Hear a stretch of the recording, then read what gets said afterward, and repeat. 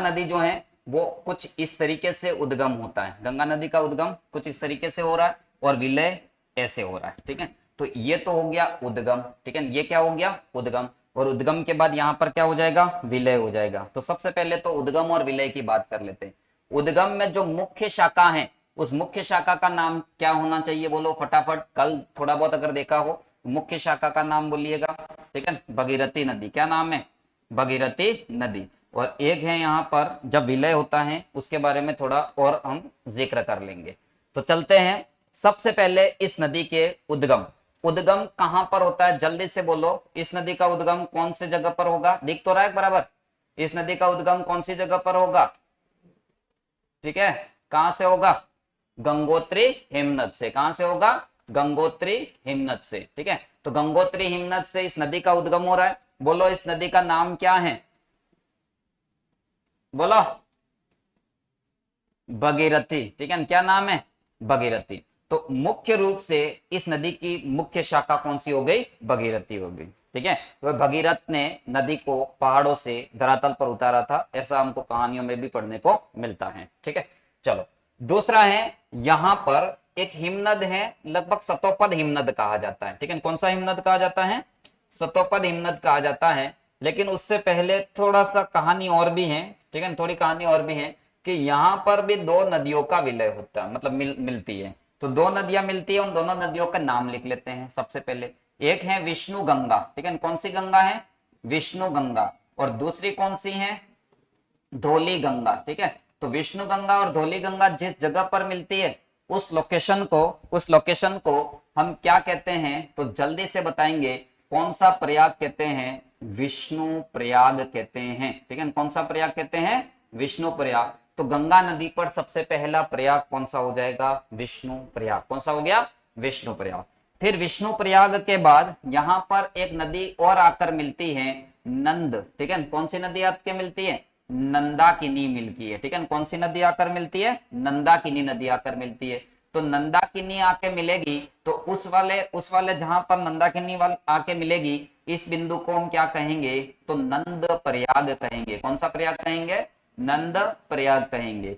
इसके बाद नंद प्रयाग के बाद एक और नदी आएगी, पिंडार नदी। कौन सी नदी आएगी, पिंडार, वेरी वेरी इंपॉर्टेंट कहूंगा, पिंडार नदी आएगी। और ये जो पिंडार नदी है वो कहाँ, मतलब वो उसको क्या कहते हैं, जहां पर पिंडार नदी का विलय होता है, तो उस प्रयाग को हम क्या कहते हैं, कर्ण प्रयाग कहते हैं, ठीक है। कौन सा प्रयाग कहते हैं, कर्ण।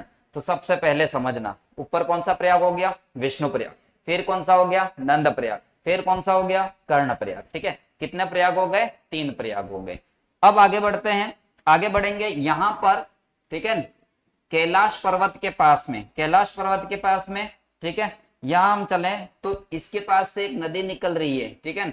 कौन सी पर्वतमाला का नाम बताया था मैंने वहां पर, ठीक है, जो कल आपको बताया भी था कि वहां पर कोई गया हुआ है और एक आध साथी थे भी सही, केदारनाथ, ठीक है। कौन सा है, केदारनाथ। तो केदारनाथ के पास, केदारनाथ, तो केदारनाथ के पास कौन सी नदी निकलती है, बोलो, मंदाकिनी नदी निकलती है। कौन सी नदी निकलती है, मंदाकिनी नदी निकलती है। तो ये जैसे ही मंदाकिनी नदी यहाँ से निकलेगी और मंदाकिनी भी अलकनंदा में मिलेगी, मंदाकिनी भी कहां पर मिलेगी, अलकनंदा में। तो ये प्रयाग भी थोड़ा महत्वपूर्ण कहूंगा, वेरी वेरी इंपॉर्टेंट कहूंगा इसको भी। इस प्रयाग को हम क्या कहते हैं, बोलो जल्दी से बोलिएगा, रुद्र प्रयाग। कौन सा प्रयाग कहेंगे, रुद्र प्रयाग कहेंगे। और इसके बाद समझना, इसके बाद यहां पर एक और प्रयाग मिलेगा कि दोनों नदियां मिल गई। कौन सी दोनों नदियां, बोलो कौन सी दोनों नदियां मिल गई। तो यहां पर कौन सी नदी है, अलकनंदा, ठीक है। कौन सी नंदा, अलकनंदा।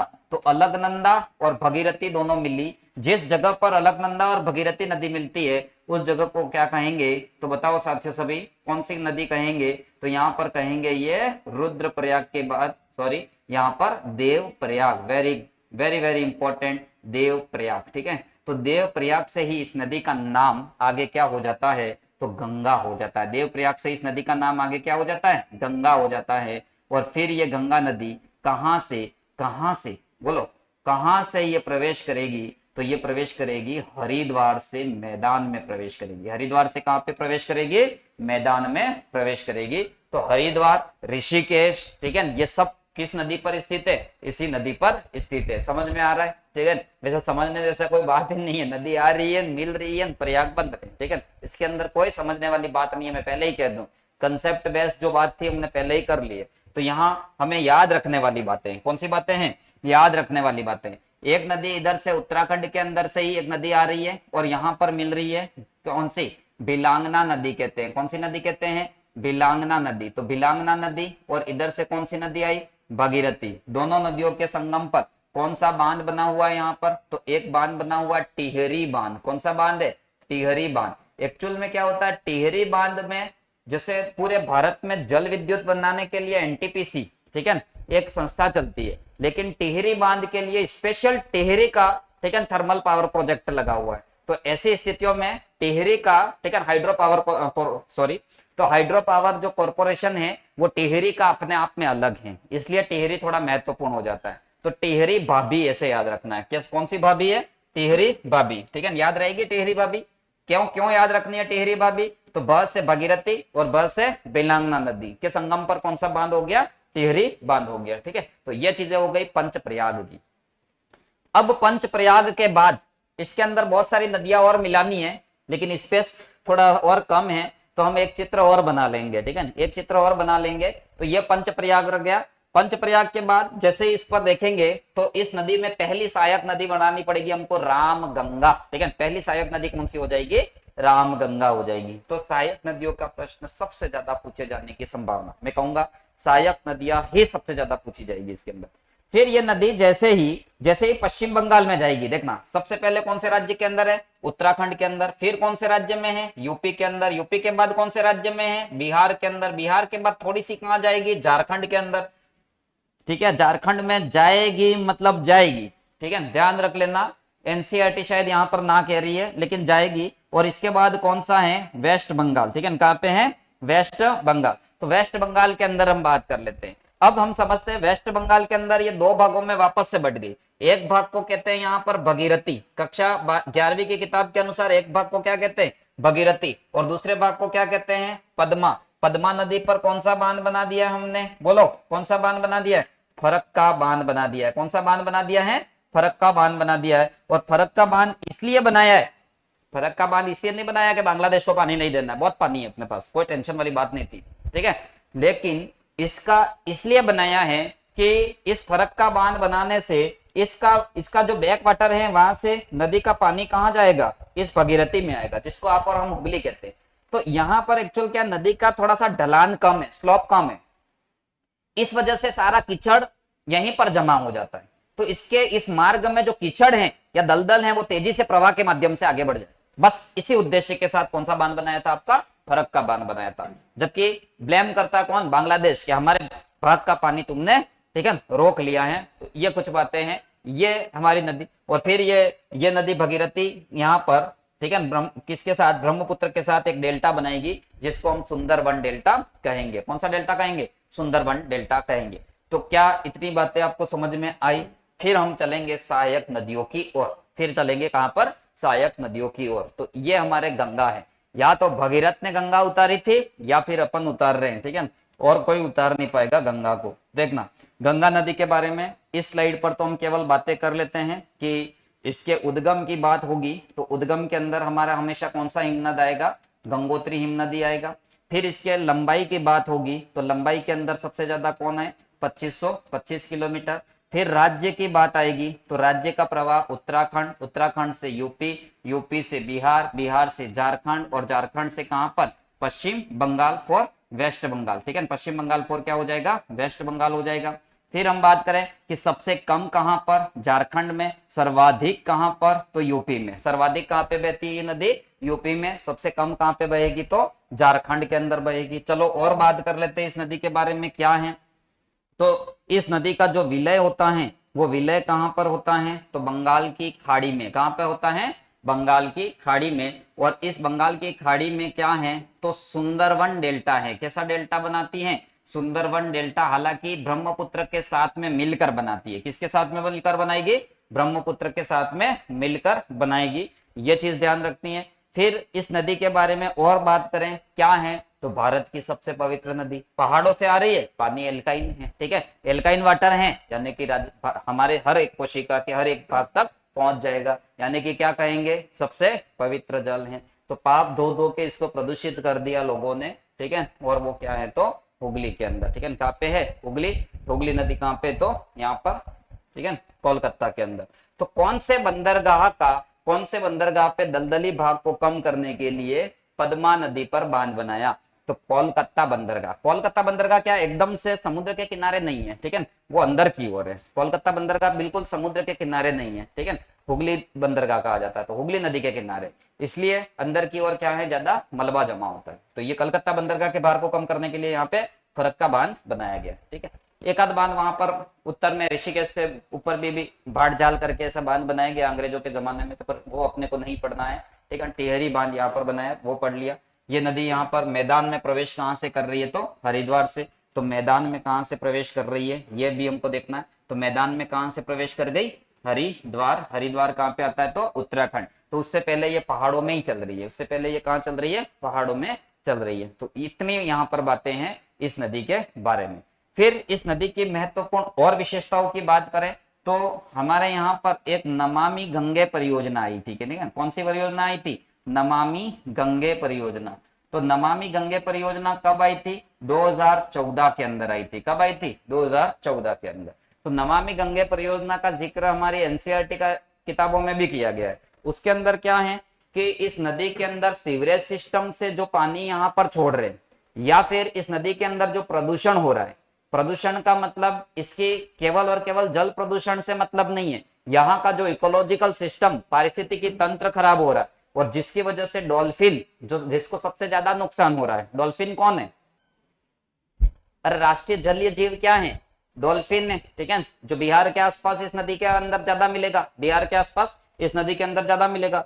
तो इन सबको खतरा पहुंच रहा था, तो उसके लिए हमने स्वच्छता, प्रदूषण से मुक्ति और इकोलॉजिकल सिस्टम को सही करने के लिए कौन सी परियोजना लाए थे, तो नमामि गंगे परियोजना। और इसी की तर्ज पर बाद में हम नमामि नर्मदे परियोजना भी बाद में लाएंगे। तो नमामि गंगे परियोजना आ गई। एक है यहाँ पर गंगा मिकांग सहयोग संगठन, हालांकि ये पॉलिटिकल इश्यू से संबंधित है, हमारा यहाँ पर मतलब नहीं है, लेकिन गंगा मिकांग सहयोग संगठन, और गंगा मिकांग सहयोग संगठन की स्थापना सन 2000 के अंदर हुई थी। कब हुई थी, 2000 के अंदर। ये 6 देशों का समूह है, यानी कि भारत, ठीक है, भारत के साथ में यहाँ पर इंडोनेशिया, मलेशिया, ठीक है, कंबोडिया और लाओस और म्यांमार, इन सारे देशों के बीच का ये पूरा एक संगठन है, जिसमें ये लोग क्या करेंगे, तो अपने पर्यटन के साथ में किसको, संस्कृति को, और संस्कृति के साथ किसको, शिक्षा को, इसके अंदर एक दूसरे का सहयोग, और सहयोग के साथ में एक दूसरे को क्या करेंगे,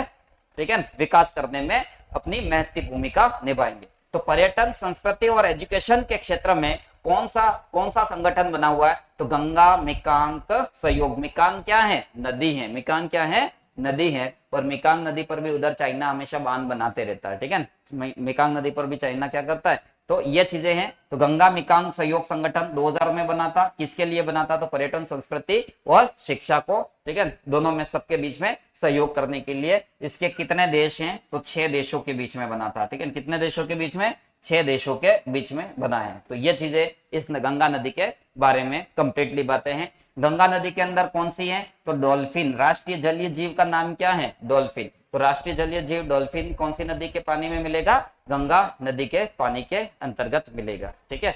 बाकी हम सभी जानते हैं गंगा नदी भारत की सबसे पवित्र है। गंगा नदी ने पूरे विश्व का सबसे उपजाऊ मैदान का निर्माण करवाया है। गंगा नदी, ठीक है, कितने राज्यों से बहती है, तो इन 5 राज्यों से बहती है, यूपी, बिहार, झारखंड और पश्चिम बंगाल के अंदर, ठीक। तो क्या क्लियर हो गया गंगा नदी के बारे में, क्लियर।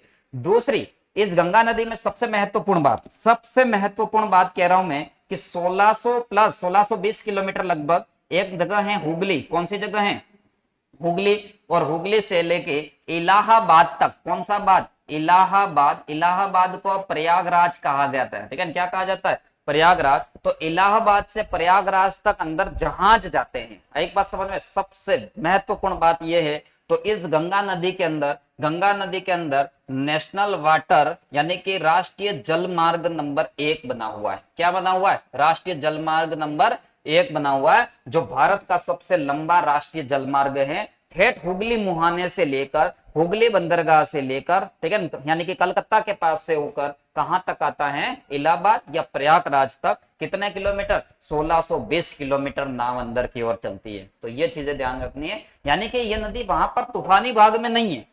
ये नदी कहीं पर भी आपने ये नहीं देखा गंगा के अंदर कोई कई मतलब पहाड़ों को छोड़कर मैदानी भाग में कहीं बाढ़ आ रही है, ठीक है। तो ये चीजें हैं। तो गंगा नदी जो है वो बिल्कुल मैदानी भाग में फ्लैट चल रही है, कहां से, यूपी से, और इसी कारण इसके अंदर जहाज आ पा रहे हैं। क्या आ पा रहे, जा। तो नौगम्य हो गई ये नदी, कैसी हो गई, नौगम्य नदी हो गई। और नौगम्य में कौन कितना किलोमीटर है, 1620 किलोमीटर। राष्ट्रीय जलमार्ग नंबर कौन सा है, एक। राष्ट्रीय जलमार्ग नंबर कौन सा हो गया, एक हो गया। चलो अंतिम बात मैं आपके सामने रखता हूं, फिर गंगा नदी को लिखने का स्टार्ट करेंगे। तो अंतिम, अच्छा ये गंगा नदी में देवप्रयाग है। ये क्या है, देवप्रयाग है। अब आप कौन गए थे कल केदारनाथ, कौन गए थे आप में से बोलो, देवप्रयाग जाके आए कि नहीं आए, देवप्रयाग भी गए थे। तो क्या वहां पर दोनों का पानी अलग अलग नजर आया था आपको, आता है, बिल्कुल आता है, ठीक है।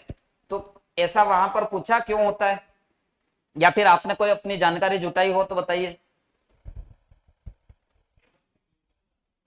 यस यस, गंगोत्री वाला ग्लेशियर से आ रहा है, ठीक है। तो ग्लेशियर से आने के कारण ये वाला कौन सा है, तो ये हो गया भगीरथी नदी। कौन सी नदी, भगीरथी नदी। और उधर से कौन है, बहुत सारा प्रयाग बना बना कर ला रहे हैं, बहुत सारा प्रयाग बना बना कर ला रहे हैं कि विष्णु ने नंद को कहा, कान में कुछ फुसफुस करके कर दिया, तो फिर क्या हो गए, वो रुद्र हो गए, ठीक है। और रुद्र हो गए तो देवताओं को आना पड़ा। किसको आना पड़ा, देवताओं को आना पड़ा। तो विष्णु प्रयाग, नंद प्रयाग, कर्ण प्रयाग, रुद्र प्रयाग, देव प्रयाग, ठीक है। मतलब दो चार लोग ज्यादा इकट्ठे होते तो वहां काम बिगड़ता ही है, ठीक है। तो ये देखो बिगाड़ दिया काम, एक बात समझ में। और इधर क्या है, ये भगीरथी है, ठीक है। और ये कौन सा प्रयाग हो गया, तो देव प्रयाग है। ये कौन सा प्रयाग है, देव प्रयाग है, ठीक है। तो नमस्ते कर दो देव प्रयाग को, आगे बढ़ो, ठीक है, आगे बढ़ो। कोई मतलब नहीं था देव प्रयाग में प्रश्न आएगा ऐसा नहीं था, लेकिन बस देखने में आपको थोड़ा सही लगा होगा तो इसलिए आपको देख लिया। ये नदियां जो सहायक नदियां हैं वो मैं आपको बता दूंगा, सहायक नदियां कौन कौन सी कैसे हैं, गंगा नदी का प्रवाह क्रम कैसा है। तो गंगा नदी के प्रवाह क्रम को, ठीक है, ये सारा साइड में रखो, हम अपने अकॉर्डिंग ही बात करते हैं।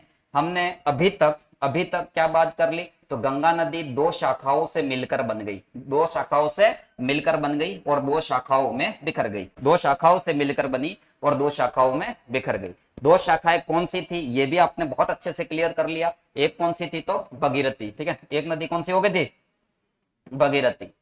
अरे मैं अकेला ही बोलूंगा तुम बोलोगे। एक कौन सी हो गई, दूसरी कौन सी हो गई, अलग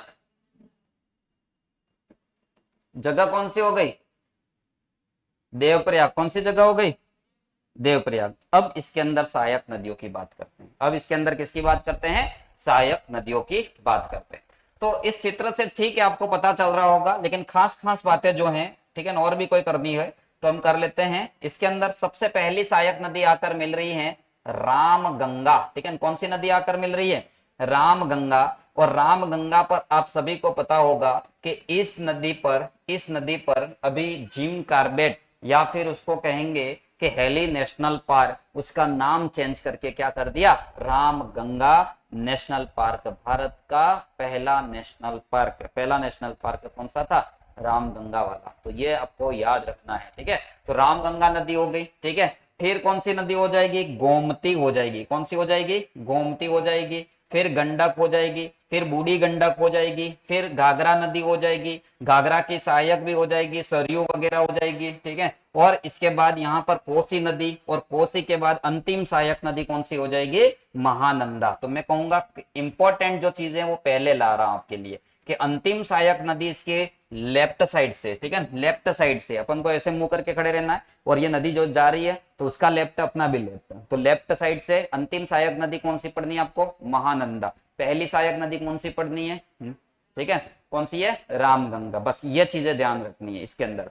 फिर इसके बाद हम यहाँ पर बात कर रहे हैं कि कौन सी नदी है, बोलो सेकंड नदी यहाँ पर हमने कौन सी नाम लिया था, तो गोमती नदी। सेकंड नदी क्या नाम लिया था, गोमती। जो लखनऊ है, लखनऊ इसी नदी के किनारे स्थित है, गोमती नदी के किनारे स्थित है, ठीक है। तो इसके बाद हमने देखा यहाँ पर कौन सी नदी, तो ये घाघरा नदी है। कौन सी नदी है, घाघरा नदी। घाघरा नदी, सप्तकोशी वगैरह बहुत सारे नाम है। तो हम यहाँ पर बात कर रहे हैं घाघरा नदी, ठीक है। और घाघरा नदी के सहायक है एक सरयू नदी, थोड़ा सा मैप में ऊपर नीचे हो सकता है, ठीक है। ये नदियां थोड़ी सी और ऊपर की तरफ है।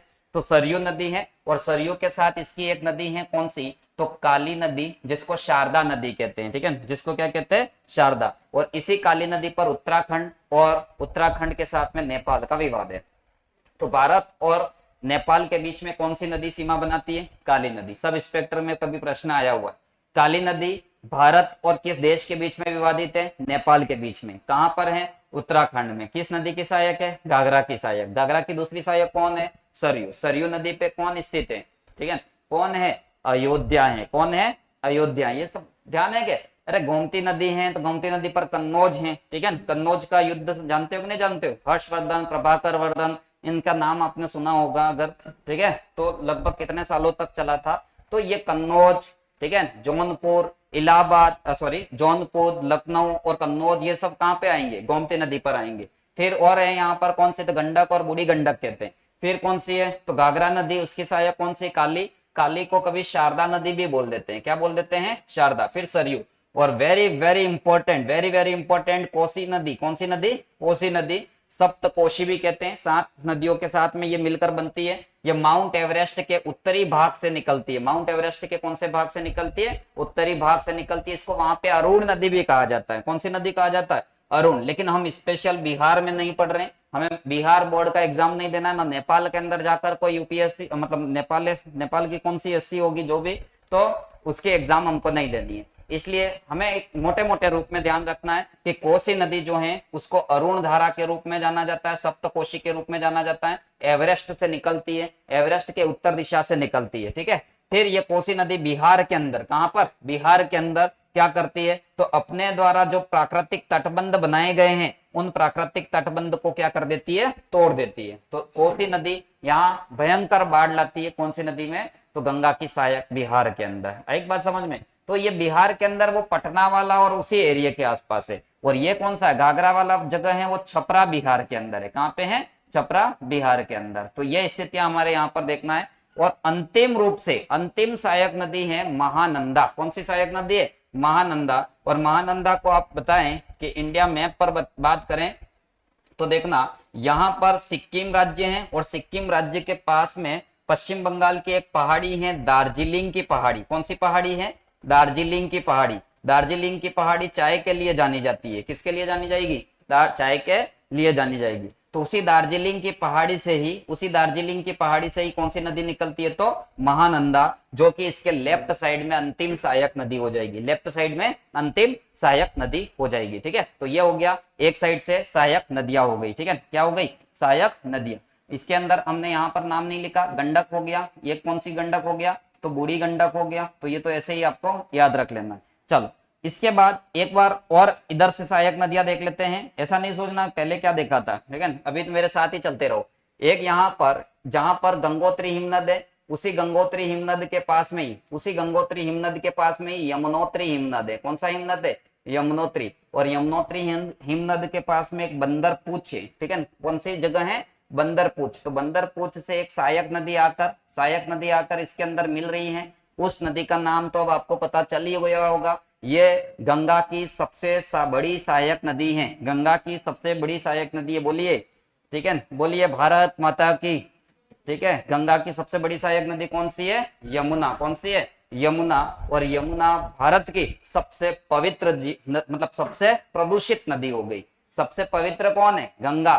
तो सबसे प्रदूषित कौन हो गई, यमुना नदी। और हमारा दिल्ली जो है वो कौन सी नदी के किनारे पर है, यमुना नदी के किनारे। दिल्ली कौन सी नदी के किनारे, यमुना नदी के किनारे स्थित है। तो ये आपको समझ में आए। फिर यहाँ पर हम बात करें, यहाँ इसकी भी कुछ सहायक नदियां हैं, जैसे हिंडन, रिंद, सेंगर और वरुणा, ठीक है। वरुणा आते हैं प्रश्न, ये मजाक मत समझ लेना, ठीक है। पेमेंट चालू करवाना है तो पढ़ना पड़ेगा और कोई ऑप्शन नहीं है, ठीक है। 5 ही ऑप्शन आएंगे उसमें, 5 ऑप्शन परीक्षा में, कितने, 5। तो हिंडन रेन सेंगर वरुणा, ठीक है, श्लोक ही बनाया मैंने, तो श्लोक बनाकर याद किया, हिंडन सेंगर वरुणा, ठीक है। ये किस में मिलती है? यमुना में लेफ्ट साइड से मिलती है। किधर से मिलती है? लेफ्ट साइड से। यमुना कहां पर मिलती है? तो यमुना कहां मिलती है ये आप बताओ मुझे, ठीक है। यमुना मिलती है वहां पर प्रयागराज है। क्या है? प्रयागराज। अरे भाई साहब इलाहाबाद, ठीक है। प्रयागराज मतलब क्या है?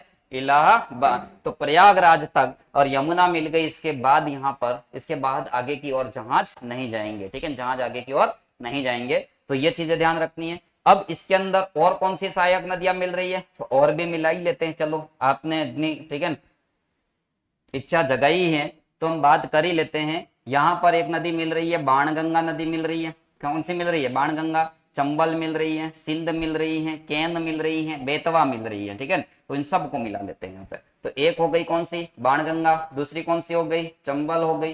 तीसरी यहाँ पर चंबल के साथ में और कौन हो गई? ठीक है, तो केन हो गई, बेतवा हो गई, ठीक है, सिंध नदी हो गई। सिंध सिंध के बाद यहाँ पर कौन हो गई? बेतवा नदी हो गई। बेतवा के साथ कौन हो गई? तो केन नदी हो गई, ठीक है। तो चंबल, सिंध, बेतवा, केन, ऐसे याद किया मैंने। कैसे याद किया? हिंड, निरिंद, सेंगर, वरुणा, चंबल, सिंध, केन, बेतवा, केन, ऐसे याद किया। एक बात समझ में।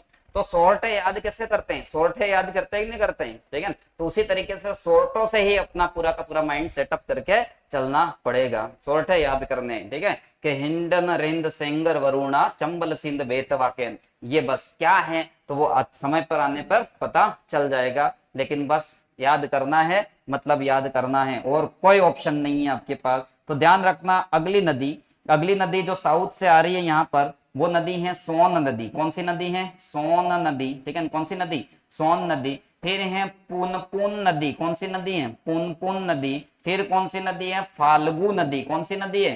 फाल्गु नदी। फालतू नदी नहीं, फाल्गु नदी। और फिर हम बात करें हुगली के अंदर मिलेगी और कौन सी नदी है? तो ये है गोदावरी। कौन सी नदी है? सॉरी, मुझे आपसे प्रश्न का आंसर चाहिए कि कौन सी नदी छोटा नागपुर के पठार को दो भागों में विभाजित करेगी? नदियां